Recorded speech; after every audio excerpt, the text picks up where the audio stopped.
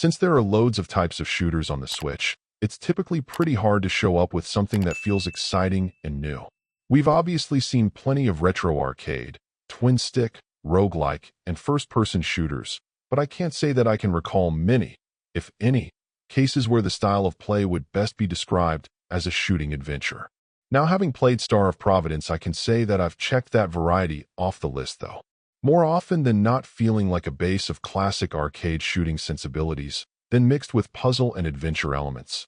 This just feels like something new, and that really makes me happy.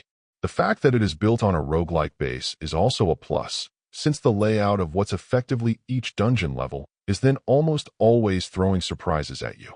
Whether that's a string of tougher rooms, or perhaps a couple of key upgrades that can turn around even the most miserable of runs, you'll thankfully be kept on your toes throughout.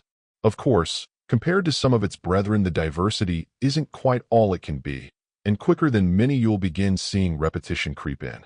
That isn't necessarily a bad thing, though, especially since the degree of challenge with bosses in particular tends to be pretty high. Another area that could use some help is by making it easier to see helpful descriptions of what it is you're picking up or choosing, since overall this felt scattershot, and while I generally assumed what I was picking up would help, it also tended to feel trial and error quite often.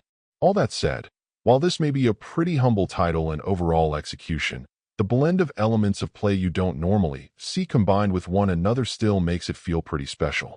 There are absolutely plenty of roguelike elements you'd expect to help keep every run feeling more varied, and some tough boss battles to survive through.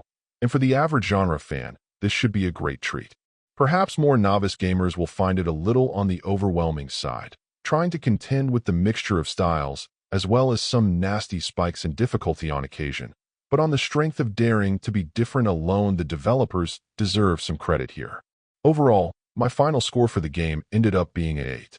And if you're interested in picking it up, it's currently available on the Switch eShop for $14.99.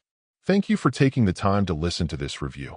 And if you'd like more information or ideas of indie games worth checking out on Switch, be sure to click on the link provided in the description. Until next time,